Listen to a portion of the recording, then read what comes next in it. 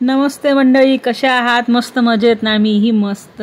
तर माझी आई आली होती, तुम्ही बघत आहात, मला भेटण्यासाठी. मी खूप खूप खूप खुश आहे.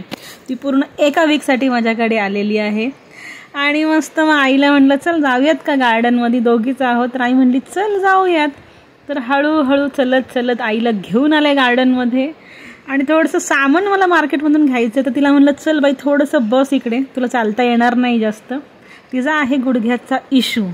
तर औषध पाणी चालू आहे, पण बसली मग तिथे. मी आले सामान घेऊन मार्केटमधनं.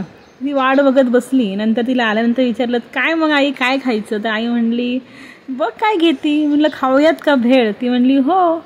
मग घेतली भेळ. मग परत विचारलं की अजून काय खाणार आहेस? तर आई म्हणली बघ. म्हणलं घेऊ का मोमोज? म्हणली बघ घेतीस तर घे. म्हणलं चल मग घेऊयात. आणि आले हे आमचे मोमोज. मस्त ना, दिसायला कसे आहेत. आई म्हणली एवढे सारे मोमोज, बापरे. म्हणलं अगं खा ग. मग आईनं बघितलं, घेतले.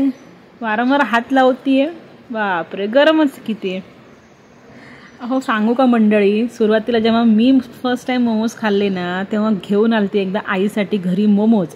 आईची प्रतिक्रिया काय असेल, काय ह्या करंज्या, मी लागत चिकन सारखं आहेत, करंजाच म्हण ह्याला.